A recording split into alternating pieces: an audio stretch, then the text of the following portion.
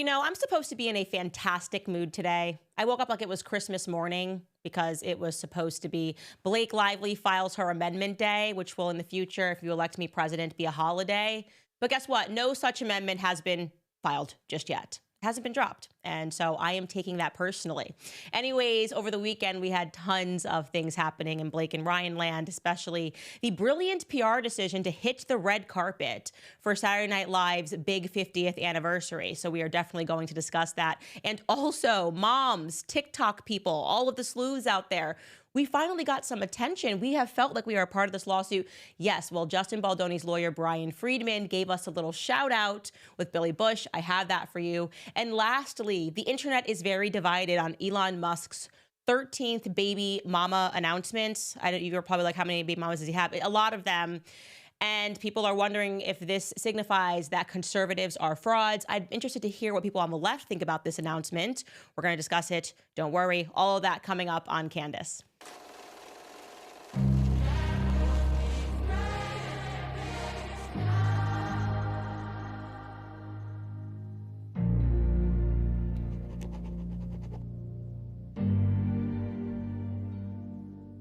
So Blake and Ryan have not been seen, obviously, ever since Justin Baldoni launched his massive response to their lawsuit, all of the details, the text messages, and the public essentially turned on them. They were spiking the ball. They had the New York Times doing their dirty work. They were like girl marching with Taylor Swift. Everything was going their way for 2 years. They almost got this movie out of Justin Baldoni and Wayfarer Studios' hands.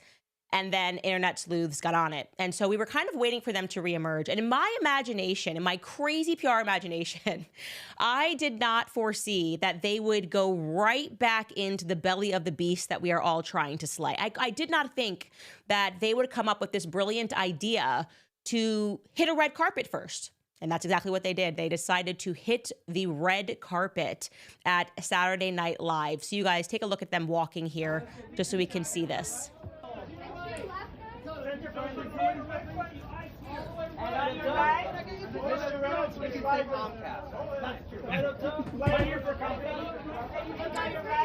So coming out of that, I just want to be very clear. For those of you that don't know how these events work, they wanted to be photographed on the red carpet. That's something that's super compelling. Do not miss that little detail.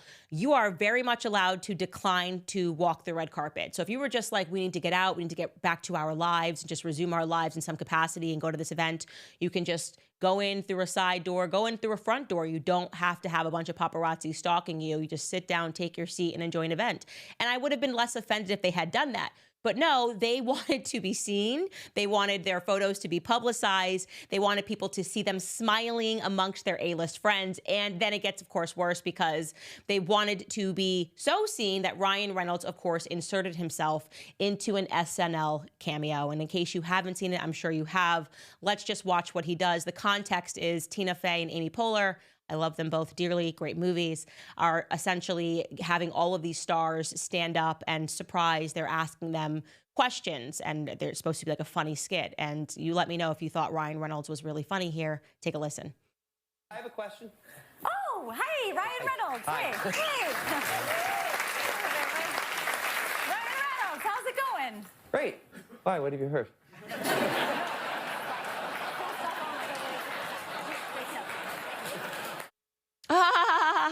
Get it?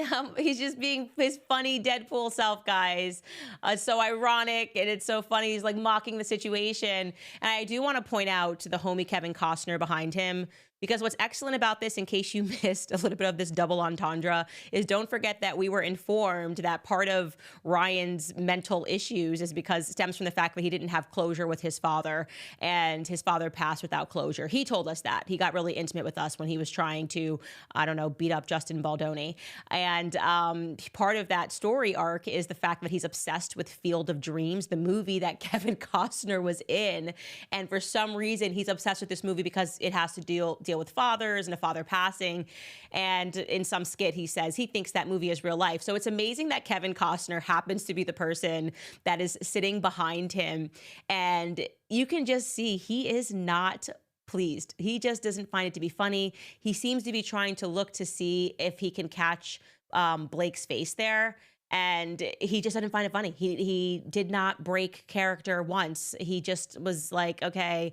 And there were other people as well who didn't find it to be entertaining and were just sort of like, okay. And you could see that they didn't want to be inserted into, I guess, what you could now refer to his various Deadpool scenes, where he wants people to think that he's surrounded by friends because he's a very small, insecure man. And so what makes Ryan feel good about himself is money and power and proximity to power. And of course, my thoughts on this, the internet did not like this at all. Not shocking at all to see that there was this vicious reaction to this. These are just some of the top comments that were on SNL's Instagram posts. They wrote the top comment here: "It was funny until the cringe Ryan Reynolds couple made it awkward. Read the room, get out. Could have done without Ryan and Blake. So exhausting. Missing Ryan Gosling," which is really funny. I didn't know Saturday Night Live approves bullying from Ryan and Blake. And that is kind of one of the, first and foremost, deep ironies of what's going on here, is the fact that Saturday Night Live has made itself almost an enemy, I would say, of half of America, because, you know, they were very much, okay, it's fine, you can have your political beliefs. They have established themselves as liberals. And for years, we kind of heard this message, you know, Trump is a bully, Trump is a bully, Trump is a bully. Alec Baldwin skit after Alec Baldwin skit after Alec Baldwin skit. Whether you believe it or not, that's how they've branded themselves. And now you have them being the first to accept Ryan Reynolds, right? And the first to say, we don't actually care. We know we have access to the messages. We know how he was speaking, how Blake Lively was speaking, how gross they were in trying to essentially say, we have power and you don't. We're friends with Taylor Swift. But all of that gets wiped away because guess what? He is, his agent is Ari Emanuel. He's a powerful Hollywood guy, and we all respond to Hollywood power. And there's a hypocrisy and a fraudulence there that the public is picking up on. And so that's really interesting. Now, we could speak about 1,000 reasons why the public did not like this, why the public did not find this to be funny. And I would say the first thing is because, Ryan, you are forgetting this case is supposed to be about sexual abuse, right? You have told us that your wife suffered a form of sexual harassment, and yet, for whatever reason, you cannot stop mocking that sexual harassment in front of every camera that you see. I don't know, is that the first instinct of a man? If I came home to my husband and said I was sexually harassed, you'd be like, let me put it into a movie script and act it out. Yeah, that would be so great. And I'm going to bring my A-list homies and I'm going to keep writing about intimacy coordinators. That would be weird. That's not something that actually a man who serves to protect his family and his wife would do. It wouldn't be their first instinct at all, to try to make money off of it and to try to humiliate this person and to keep mocking it. Your whole lawsuit alleges that you struggled with anxiety from this abuse, and yet your husband is free to go mocking it. And so, yeah, we can actually hear Brian Friedman, Justin Baldoni's lawyer, who responds to this little cameo, this non-funny skit, and he's pretty much echoing the internet's sentiment on this when he appeared alongside Billy Bush for an interview. Take a listen to what he had to say. What did you think when you saw, Ryan, make light of the situation, I guess, try to find some humor in all this? I'm unaware of anybody, frankly, whose wife has been sexually harassed and has made jokes about that type of situation. Yeah, I can't think of anyone who's done anything like that. And so it surprised me. He is absolutely correct. And again, he just wins for his sincerity, his ability to connect with people, regular people outside of the Hollywood bubble, many women who have actually survived sexual abuse, sexual harassment, whatever it is, rape, real rape, who are offended to watch this couple pretend that she is a victim of it, as they just can't stop mocking it. And the reality is, if you want to know the answer to the question of why is Ryan able to just keep mocking it, because what's actually funny to him is not the sexual harassment. What's funny to him is that he found a tool to be able to stage a hostile takeover of a business. And they were high. They were totally high on their own supply of power. They were enjoying it. They were enjoying humiliating Justin Baldoni. Like I said, they got so close to winning this. They were so close to the end of their evil plot, unabashed plot, to put him in the basement just for like an extra sprinkle of terror. Like, we just are so high on our own supply. We're telling people to fire him. We're calling him a rapist, allegedly, illegally, according to the documents filed. Like he said, this WME, we're using our dragons, we're talking about Khaleesi. And really this was because we now have so much power that we can stage a hostile takeover of business and nobody can touch us, okay? And the public doesn't like that. They don't like it at all. They see right through it. And I would say another reason that the public didn't respond well to this was because we have already accurately deduced that the both of you are raging narcissists. You think you can simply hit up your A-list friends to further enable your abuse. Basically what they are signaling by hitting this carpet and intentionally getting photographed is they're watching everyone on TikTok, they're watching everyone on Instagram say, what you did is not okay. And they're standing in front of the world and they're saying, we can't be canceled because we're too connected. So what? Sorry for the rest of you guys. Sorry for the rest of you idiots who are beneath us. We just have to make a phone call to Ari Emanuel and we can get into a skit. And how we treat people doesn't matter. And that's exactly what this evening looked like to the rest of us. Like your billionaire friend, agent Ari Emanuel, phoned up his friend Tina Fey and Amy Poehler and asked if they would like to include you in the skit because you want to be in the skit. And they obliged because why wouldn't they? As Bethany Frankel said, it makes for great TV and views for Saturday Night Live. It was a good marketing decision for Saturday Night Live, a terrible marketing decision for Blake and Ryan and for Hollywood. And if you're wondering, like many people are, whose idea could this have been? My instinct says likely Ryan's, because it is his distinct pattern of behavior. He has demonstrated this over and over again. According to his teacher, remember the one that emailed me from Vancouver, Canada, he's been doing this since he was 12. Like he thinks he can get out of anything by just acting. Remember that email we received, the teacher that was telling us that when he kicked him out of the drama program, then he just came back and put on fake tears and then said how sorry he was. Then afterwards looked at the teacher and said, I was just acting, and demonstrated some form of a sociopathology there. Like there's something wrong with him where he just thinks, give me a camera and I can persuade the masses. And let me tell you something, I only know one other person who's like that, who truly believes that. And it's a terrifying thing. They cannot see their own demise, even when they're in the midst of it, because they have learned to believe so much in themselves. They are true narcissists. And that's what I see in Ryan. He's like camera, lights, camera, action. People will remember that I'm hilarious, that they love me, that I'm so funny. They'll find this to be self-deprecating and they'll fall back into my arms. Not what happened, okay? The public rejected this. Another element of this that I want to point out briefly is I keep maintaining my position that Ryan is obsessed with Scarlett Johansson in an unhealthy way because she was the one who walked away. Nothing sends a narcissist over the edge more than losing control. And I believe that her having chosen early on to walk away from him and maintaining her infinite success over him, she's infinitely more successful, has stung him in a way that he's never going to let go of. And when you look through that case, there are so many elements of Scarlett Johansson in it.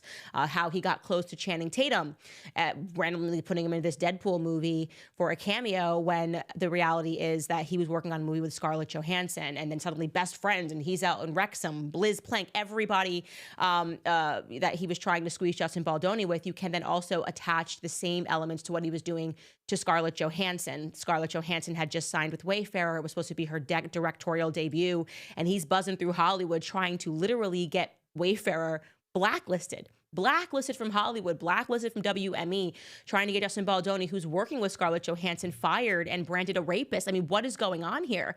And so I thought that it was interesting that he chose to make his first appearance at Saturday Night Live. Her husband, her current husband, Colin, I think it's Colin Jost. I think it is Colin Jost, pardon, who is one of the lead writers at Saturday Night Live. And so this is kind of like her home in a way. It's definitely his home in a way. So it's her home. Knew she was going to be there. And I feel like he just has to be in the room and has to be seen by her at all times.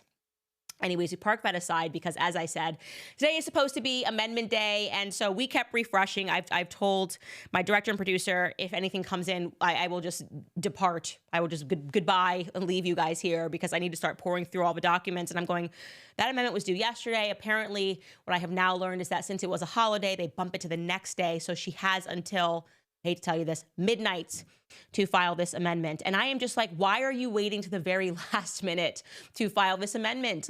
How is this going to save you? And then the question becomes, what could they possibly include in this? At this point, it would have been wiser for them to take the mediation route, to settle, okay? To say, we cannot win this. But I can tell you that that's not exactly a planned route of escape for them anymore at this moment, because Justin's team is not indicating that they are open to that until his name is forcefully cleared, okay? This is what Brian Friedman also had to say on Billy Bush. Take a listen. So there was mediation, like there was an idea of mediation, and both sides, your side and Blake's, shot it down. No one wanted, no, were you open to mediating this? And the other side said no, because I don't understand why this could and should end, but it has to be them, right? Well, I'll comment on what I can. In what was filed with the court before the Rule 26 hearing, the question was asked about whether we would be willing to go to mediation, and whether we were open to that. Our answer to that was no. We're not willing to do anything until Justin is cleared of being called a predator, of being called a sexual harasser.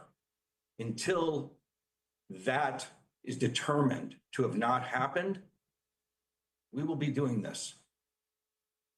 That is the way. I'm telling you, that guy right there, he's like my twin flame, whatever that means. He's like my homie.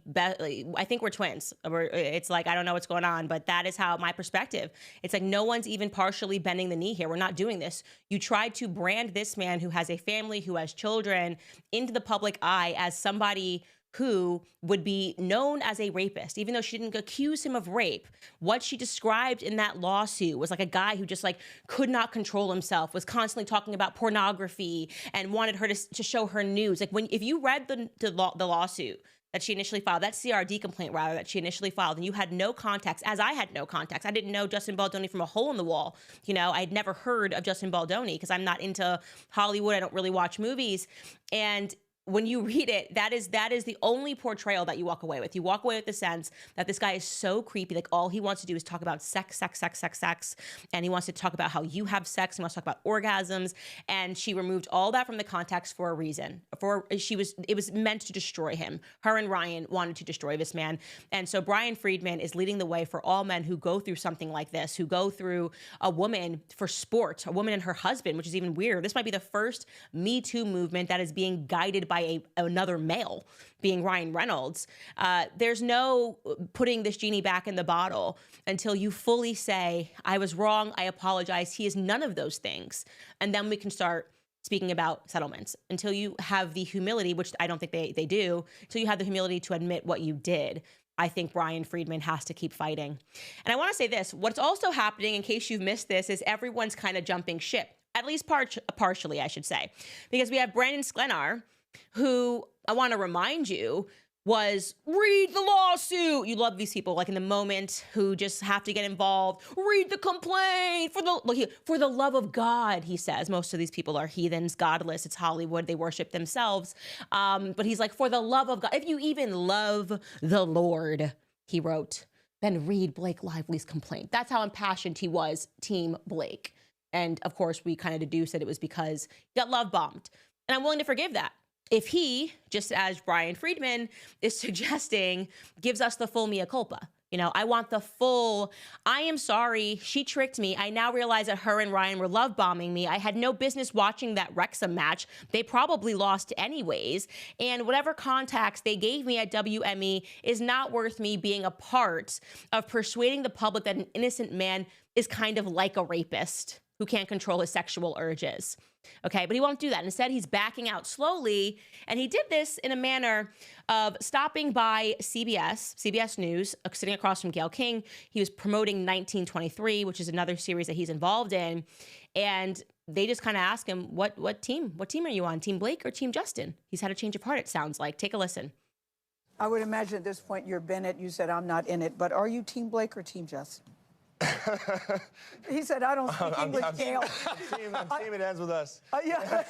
And he's Team Taylor and Yes, and Paramount he's Team Plus. Taylor. Yeah. Got a little nick on his knuckle there. No. Congratulations, Yeah. Brendan. I didn't expect you to. I'm just messing with you. Yeah. But we're glad you're here and continue. He's like, yeah, Gayle, yeah. Trained in martial arts. That's real funny. Yeah, Gayle, you got jokes. Yeah. Thank you, Brendan. You hear that, guys? Now he's a team it ends with us.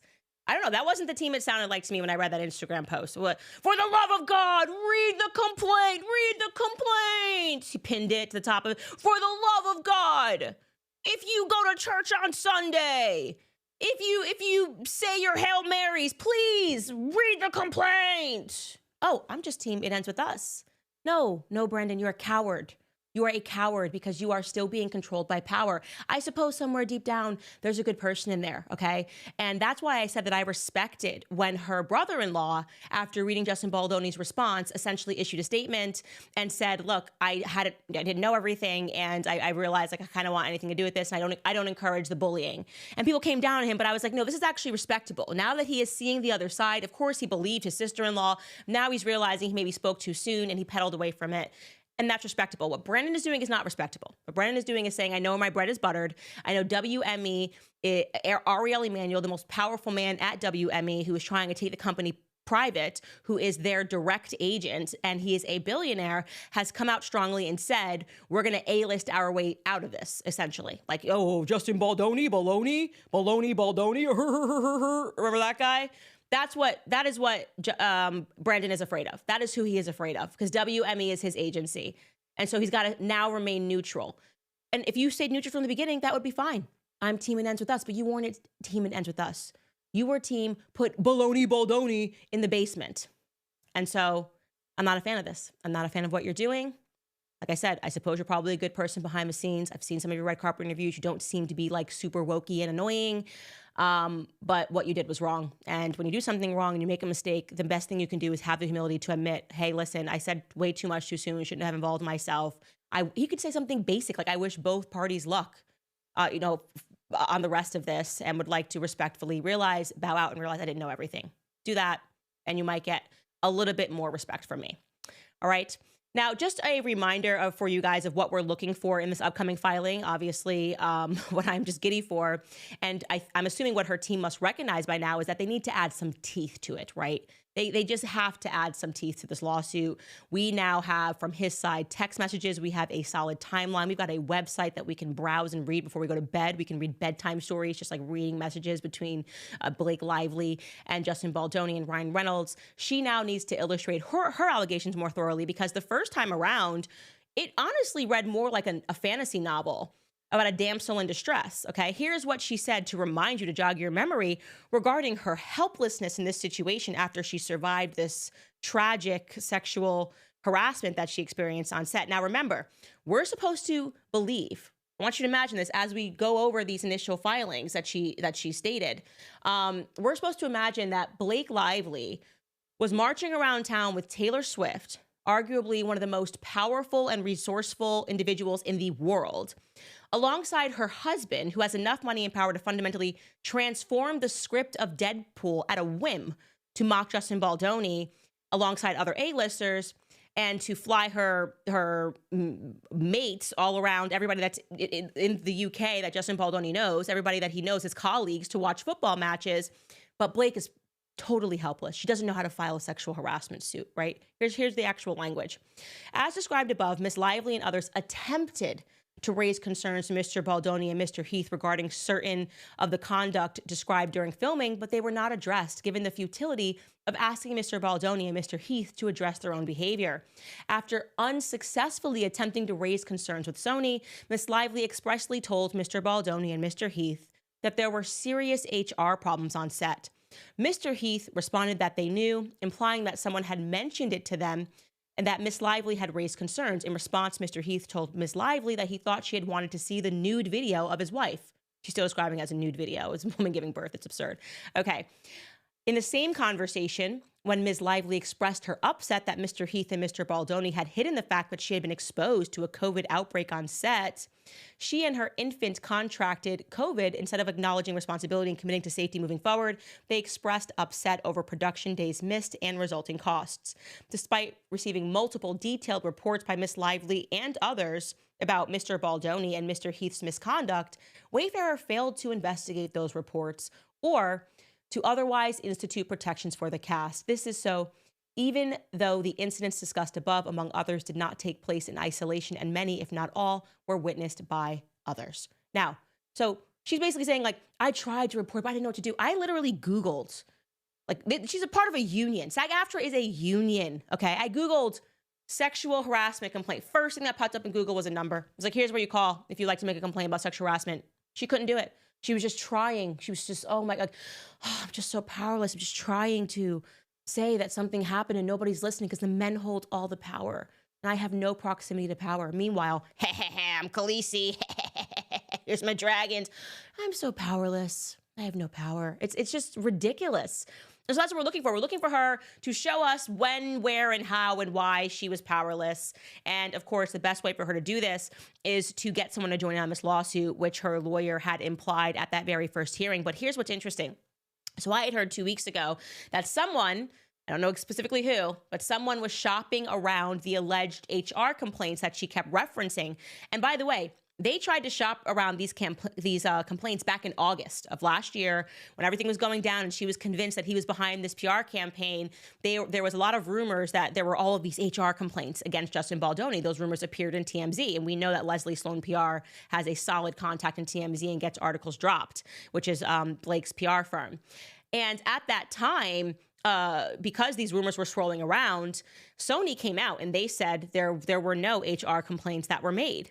So recently, 2 weeks ago, these alleged HR complaints that were sent to Sony, made to Sony, written to Sony, start making their way again to TMZ, to the Daily Mail, and also to the New York Post. And they declined to publish them because people were saying, we don't know if these are real because they've redacted so much information on them that allow us to determine whether or not they're real. So whoever was behind this, because they couldn't get a big person to publish this, which makes me think they're not going to include it in their new amendment, because why are you trying so desperately to get the public to see them, started leaking to independent media people.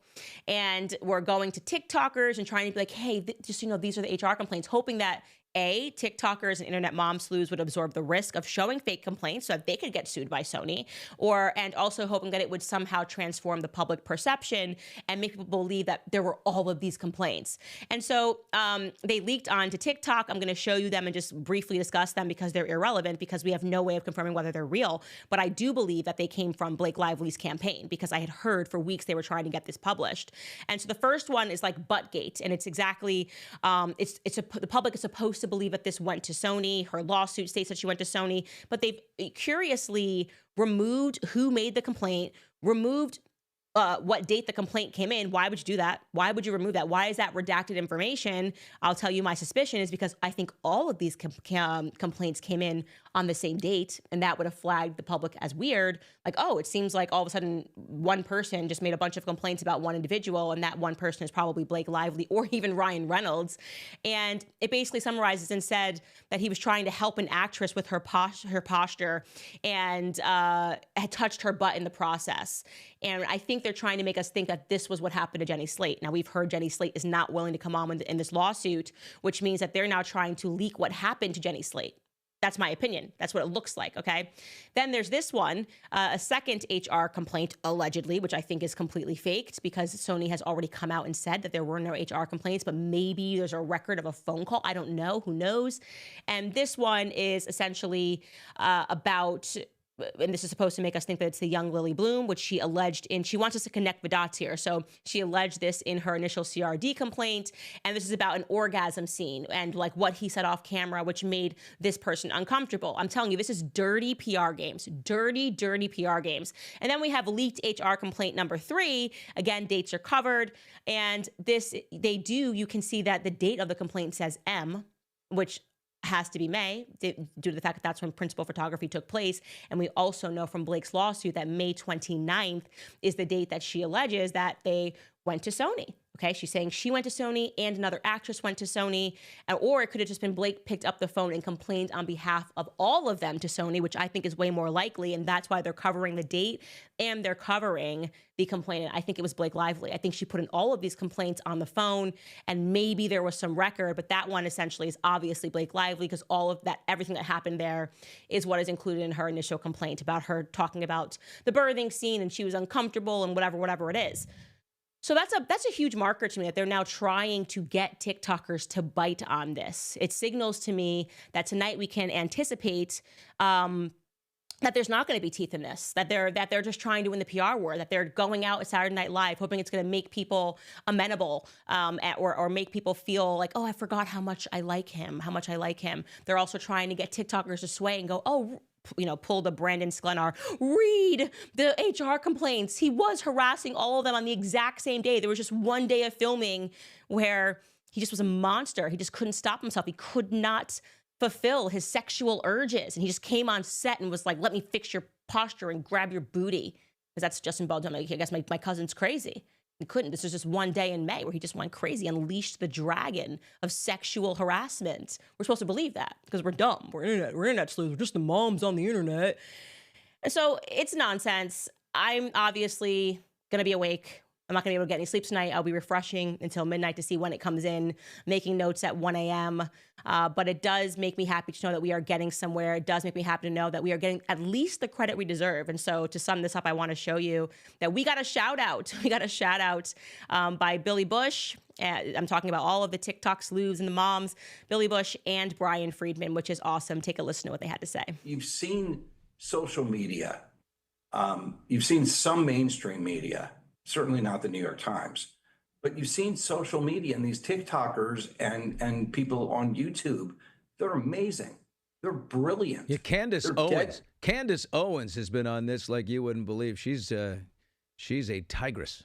And the Steph with the deets on TikTok. I mean, there's so many people that are fascinated here, but they're justice warriors. You know what I mean? They see an injustice. And now with metadata and all this stuff, you can track so much of this stuff. I mean, people are doing, you've got free paralegals out there, man. And they, arguably we could live in a justice system one day where those types of people that have that type of information that are willing to do that type of diligence should actually be the jury one day. And as you know, they are the jury for years. Because people are canceled, people have projects taken away from them, people are ridiculed, people are shunned, right away, right when the allegation happens. There's no, and these people actually give someone a chance. Oh, that feels so good to acknowledge that all of our internet sleuthing and psychotic timeline making. He also, they didn't mention Be Better. Obviously, Marcos has been amazing on this from the very beginning as well. There are so many people that are out there. And yes, they are not going to pull one over us. We don't care how much money you have. We don't care about your Hollywood influence. We care about justice. We care about my cousin, Justin Baldoni, my kombucha drinking cousin. And we are going to see this all the way through for him. All right, guys, if you are watching this on YouTube, please go ahead and hit the subscribe button. We're so close to 4 million subscribers right now. Also want to throw it to one of our sponsors. You know how much I love PreBorn. They have been with us since the beginning. We know that Planned Parenthood is spending millions targeting vulnerable women and convincing them that the abortion pill is a quick, easy solution. What they don't really tell these young women is that there's a lot of devastation that follows. I have had friends who have done that in college. There's pain, there's regret, there is the reality that settles in that you're ending a life, and people are not really educated about that pain that can seep in, and that's why PreBorn is stepping in. Through innovative technology, they are reaching abortion-determined women before they take that pill, before it's too late. In fact, to date, PreBorn's network of clinics has rescued over 300,000 babies, and they have seen over 90,000 women come to Christ in the process. And it does not stop there, because PreBorn's network of clinics are with these moms every step of the way, offering counseling, maternity supplies, and the support that they need to choose life. And they cannot do it without us. Just $28 provides an ultrasound to a woman that is in crisis. That is literally it. $28 will help her see her baby and choose life instead. So if you want to donate, you just dial pound 250 and say the keyword baby. Again, that's pound 250 baby. Or you can donate securely at preborn.com/Candace. Again, that's preborn.com/Candace. Also, my skin is looking amazing. You think it's pregnancy? Do you see the glow? I think it's Nimi, actually. January might be over, but there is no better time than now to continue embracing positive change. So if you're ready to maintain the new year, new me momentum, look no further than Nimi Skincare. From gentle formulas to luxurious treatments, Nimi offers everything you need to keep your skin glowing. Right now, if you use code Candace10 at checkout, you'll enjoy 10% off your order. So whether you're pampering yourself or surprising a loved one, now is the perfect opportunity to try Nimi's transformative skincare at a great price, because Nimi is not just another beauty brand. They celebrate faith, family, freedom. Their products are made here in the USA. If you're looking for something extra gentle, they have Nimi's clean, fragrance-free formulas. They're completely ideal for sensitive skin and those that seek a pure approach to self-care. So use code Candace10 today at NimiSkincare.com, Nimi Skincare.com, promo code Candace10, and you'll save 10% on your purchase. So give yourself or someone special the gift of glowing, refreshed skin. NimiSkincare.com, promo code Candace10. All right, Elon Musk's 13th child. Let's debunk that first, because I have long suspected that Elon Musk has way more than 13 children. Just right out the gate, let's stop pretending, okay? Like, I feel like, I don't know, I just get a vibe from him. It's like a futuristic, weird vibe, like Silicon Valley. I don't know. I feel like he's got 26 out there. I feel like Elon Musk has 26 children. And I find it weird that he's like, he was working with Amber Heard, he was dating her, and then suddenly she pops up with the child. And yeah, so we're calling this Elon Musk's 13th child that we know about. And the reason why we know about this is that you have an influencer named Ashley St. Clair. I've actually worked with her in the past at Turning Point USA. And she also worked for the Babylon Bee. And she made an announcement on X, which we're going to discuss. And the announcement says, 5 months ago, I welcomed a new baby into the world. Elon Musk is the father. I have not previously disclosed this to protect our child's privacy and safety, but in recent days, it has become clear that tabloid media intends to do so regardless of the harm it will cause. I intend to allow our child to grow in a normal and safe environment. For that reason, I ask that the media honor our child's privacy and refrain from invasive reporting. And this was supplemented, by the way, with a huge report in the Daily Mail that I had read. And essentially, it definitely was an invasion of privacy. No matter which way you slice it, it was very weird to hear them talking about how they walked around the hallways of her house and they spoke to her apartment. She lives in some swanky apartment. And they didn't say exactly where it was, but they gave you the proximity. They were like, it's close to the town hall in Manhattan. Not necessary. Literally, you can announce his child. You can say they live in New York. No reason to give a proximity to where the child is and to describe the swanky building and to say, they also said what kind of a car she drives. Like, she drives a Tesla. This is all in their article. And they had walked in the hallways and spoken to people that lived there. And I just thought, this is not safe. Like, instantly my instincts, like, I'm pregnant. Like, there's no reason to be any way describing where she lives. And so I instantly said, you know, the media is horrific for this. They should never do that. They should never, ever, ever put any children at risk, irrespective of how you feel about Elon Musk, irrespective of how you feel about Ashley St. Clair. It just defies my motherly instinct, my maternity instinct, my maternal instinct, pardon, to read that kind of stuff. It's just too much. We don't need it, okay? Now, then the conservative movement began arguing, you know, everybody screaming at each other. To just give you some quotes, which I'll read to you now from the article that she had dropped, just so you can have the story from her eyes, as we have not heard from Elon Musk. She said, I was told to keep it a secret. She did this exclusive thereafter with the New York Post. I was told to keep it a secret. I was being asked to keep it a secret forever. I was completely isolated during my pregnancy. Every part of my career and everything I used to do, I couldn't do anymore. I was told not to tell anybody. There was a cohort of very violent stalkers who started threatening my toddler. They would send me photos of him with blood on it, and that I would witness his blood splattering death and say that I was Elon's whore. It's very hard to understate how much I am processing right now. I am sad that my hand was forced by the media to do this, but there's also a sense of relief because I have been forced to live in secrecy for almost a year of my life. I cannot explain the kind of primary pain you feel as a mother, and you're talking to people and they ask you about the one kid and you have to lie and carry this burden and a secret. So she has one other child, and she's saying that essentially she was asked to keep this private and to keep this silent, and that she felt conflicted about only acknowledging one of her children. St. Clair then said she notified his team that she would be writing about her claims on X the Friday before she hit send. He ignored it, she claimed. So this relationship obviously is not a healthy relationship. And so this instantly becomes a blowback and a discussion within conservative media. And, you know, I said to her, my husband and I will be praying for you, because we will. Like, of course, absolutely. Like, it's obviously the situation is terrible. And if you needed to know how nasty it was, Elon Musk then responds to Milo Yiannopoulos on X, who is accusing her of having plotted to have his baby, like a gold digger type situation. And Elon Musk responds to a tweet that she sent out in 2020. It reads to me like a joke. Like, I don't like when she tweeted, somebody get me in touch with Elon Musk. You know, I need to get Elon Musk's attention for a marriage proposal. Please, Greg. And then Greg replies, he's got a kid with a woman already, seems unlikely to work out. And she said, well, he actually has 7 kids and goes through women pretty fast, laughing face. I didn't take this seriously. I don't think like if you're really trying to plot to marry, like you would put this on the web. The Elon Musk replies and writes, whoa.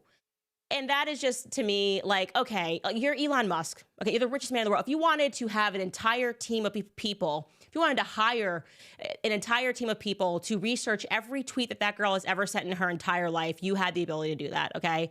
So I don't see a victim in this. I don't see a victim in this. I think it's a valid discussion for people to be saying, what are the implications here for the conservative movement? And so there are a couple of debates that are happening right now. All of them are happening on the internet, and none of them really have anything to do with one another. So I kind of want to break it apart. First is just the argument of whether or not you should celebrate the birth of a child to a single mother, because some people ran and said, congratulations, Ashley. Like I said, I would pray for you. Some people say congratulations. And they're like, oh my gosh, you're not a conservative if you say congratulations to a single mother or a child born out of wedlock. This is where like I just don't feel like I fit in anywhere, because first and foremost, I am a child that's born out of wedlock. I could never imagine, even if I ran into a woman at Boston Market. I do love Boston Market. There's not any down here, but like I'm from the North. And she had just had a child. And I don't know, she just said like, I just had a baby like 3 hours ago. I'd say, oh my gosh, congratulations. I would just naturally say that because I've been pregnant and I've been pregnant for 4 years. I can't stop being pregnant. And it is just, there's so much happening in your body. And when you finally give birth, like it is this huge thing. It is just a lot happening in your body. And it is a congratulations. That's why I feel I have a sympathy for elephants. When I found out that elephants are pregnant for 2 years, I wanted to like dedicate the rest of my life to speaking about how unfair it is for elephants. They deserve more than a congratulations if you're pregnant for 2 years. And so I think a lot of times people who don't even understand what is happening, like in your, like they don't understand why you might say congratulations to someone after they have a baby, you know, giving birth, just the going through labor, all of it. It just to me is a congratulations. And so I guess what I'm saying here is I am very biased on that matter. And all of you better congratulate me when I give birth in early May. I expect every single person to congratulate me for giving birth in May. But this is bleeding into people who are saying, okay, now does that transform? Like if the person at Boston Market, this person I made up, was a single mom and she's like, well, I just gave birth and I'm not married, then I go, oh, no. Not congratulations. Well, would I be reading ads for PreBorn if that were the case? Like, if like, what are we supposed to shame people? Now, you can say, okay, but the Ashley St. Clair situation is different. This isn't like a single mom. Like my mom, School of Hard Knocks, didn't grow up in the best situation. She did eventually get married to my father, but she had all 4 of us first, and then they got married. So I am a child out of wedlock. So yeah, there you go. I've broken this on the internet. It's amazing. My mom was not married. And so am I supposed to believe that no one should have congratulated her when I was born? Don't answer that question, my haters in the comments. I know how this goes. You're going to be like, that's what's wrong with you. You were born out of wedlock and your mom didn't get married until you were 4. Oh, I knew that's where this was going to go. But the point is that like I just think like giving birth is like a miracle. There's so many things that happen to the female body. It's just such a beautiful, godly thing. It's amazing. It truly is. And I would never not say congratulations to someone on the basis of whether they were married or not. Even though I didn't say congratulations to her, I would have said congratulations to her if I saw her at Boston Market. That's kind of my point. The other element, though, is people are arguing whether or not Ashley St. Clair did this on purpose. It's an entirely different discussion, okay? That's an entirely different discussion, and you can debate that. And now the debate is being had as to whether or not conservatives in media are frauds, right? Is cultural conservatism fraudulent?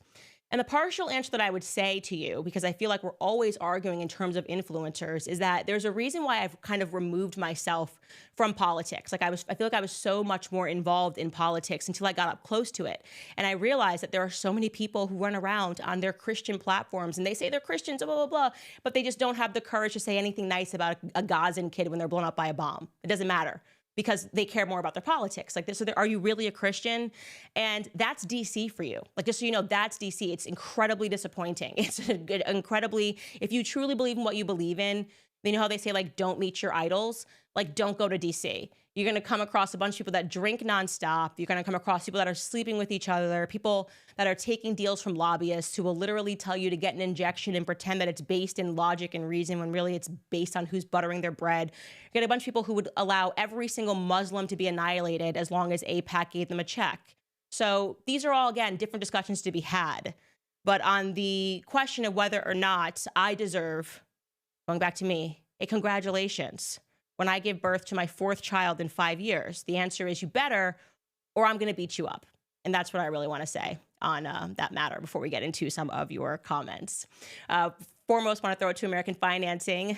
The average person today is feeling the financial strain more than ever. Expenses are up, wages aren't keeping pace, and many people are finding it nearly impossible to make ends meet with little left over after covering the basics. It's no surprise that many are resorting to credit cards just to get by, often carrying high balances and interest rates in the 20s or even the 30s. So if you're a homeowner and you're stuck in this cycle of mounting debt, you should call my friends at American Financing because their salary-based mortgage consultants are saving homeowners an average of $800 a month, helping you put your hard-earned money back where it belongs. Plus, if you act now, you might even be able to skip your next mortgage payment. There are no upfront fees, so it costs you nothing to find out how much you could be saving each month. It is time to break free from the stress of debt. By calling my friends at American Financing today, you can visit americanfinancing.net/Owens.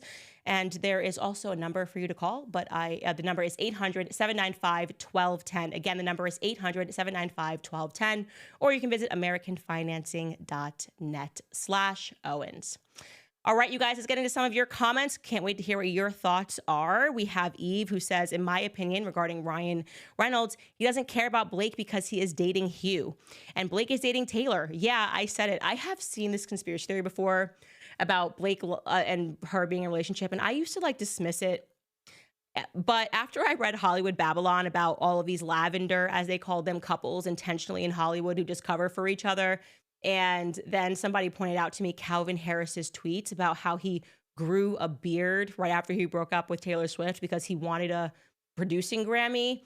I was like, well, that is weird that Ryan Reynolds just kisses Hugh Hefner off script and riffs and does that all the time. And he's constantly talking about his bromances. And I've heard rumors, but my personal opinion is it's not relevant to the story. So even if they were both homosexuals, it wouldn't transform or make what they did to Justin Baldoni right or wrong, right? So I was just like, I could look into this, but it doesn't have any bearing on the situation at hand. And truly, this is about justice, not about who is sleeping with who.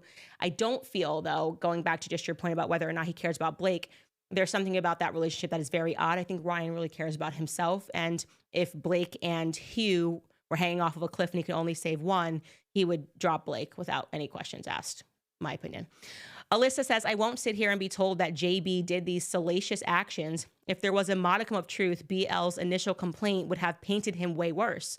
This is a disgusting and pathetic attempt. Yeah, she could have just dropped it all in the first complaint. She just did not have to wait until the umpteenth hour in order for her to issue her amendment. She'd be like, oh, okay, you really want to go at it? Here you go. Here's all of the details, all the messages. She could have put up a website. Look at how fast Brian Friedman's team has acted, right? They did not have the runway that Blake Lively and Ryan Reynolds' team have. And they had been plotting this for years, seemingly. So it doesn't make sense to me either. Brian Schwartz writes, Khaleesi and Deadpool pulling a very expensive publicity stunt. Maybe. Yep, I would say they were. And it was about just wrangling the rights away from Justin Baldoni and pretending that she has this elaborate career when in reality, Blake Lively isn't even a B-list actress. She's a C-list actress. You know, I liked her on Gossip Girl because Gossip Girl was fun and I was young, but there's no depth there. You know, no one's screaming for her to win Academy Awards. Christina writes they should make both Blake and Justin take lie detector tests, then make the results public. Yeah, they would never, ever, ever do that. I just want Taylor Swift's text messages. That's all I care about. That is the treat that I think that I deserve at the end of all of this. And I want to sit down with my cousin Justin. That would be amazing. Could you imagine if he and I sat down on the internet together? It would be so fun because we have nothing in common other than justice. I don't even know. I'm actually, me and Brian Friedman, I feel like we have a lot in common, but it would just be really fun. Liz in Seattle writes, can you please investigate Michelle Obama being Michael? There's a video out there showing her with a male appendage and being a male. Can you please use your super sleuth skills and prove if it's true or not?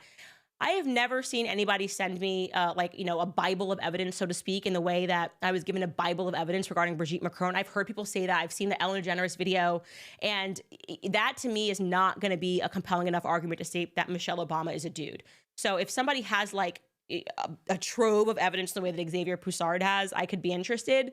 But again, I haven't seen it. So that's not next. I do have another investigation, though, that I'll probably be announcing at the end of this week. I've been keeping a big secret from you guys, like a big secret, a super big secret. You're gonna be like, Candace, no way. And I'm gonna say, yeah, way, okay, way. But that'll be next. And then I'll be in maternity leave after that one. But that one's going to be explosive. It's going to melt your brains. Ribs writes, something is off with Musk. He's fathering 100 kids, but is he a father to any? It's weird that conservatives view his behavior favorably, given how critical they are, rightly, of the black baby mama culture. I do not favor that. I have criticized Elon from the beginning. I have said I deeply appreciate, I can compartmentalize what he did in terms of freeing speech on X, and I respect that. But in terms of how he lives his life, I have long said that the quick marriage of everyone just suddenly being like, yes, like Elon Musk everywhere. I mean, he became a conservative 5 minutes ago, and I just don't feel that we know enough about him. We have not fleshed out what his actual ideas are. And in my opinion, if you don't believe in family, or if you have some futuristic AI view of a family that could also spell out you being okay with like artificial wombs, then you and I are not aligned, and you are not a conservative, because what are you conserving if it's not the family unit? That's my personal opinion. So I have never been shy in explaining my opinion on him. And yeah, that's it. Just letting you guys know, by the way, hit subscribe button if you're watching on YouTube. Also, the next book club episode is going to be a week from today, February the 25th. I'm going to try to email everyone in the book club initially, just so that you know which chapters we're going to be covering, because it'll be much more formulated than the introductory book club that we had 2 weeks ago, or last week rather. Also, Candace cups are back. You guys sold this out.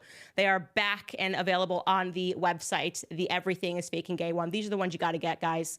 This is basically our show in a nutshell. We know that everything is 90s fake and gay. All right, you guys, I will see you tomorrow.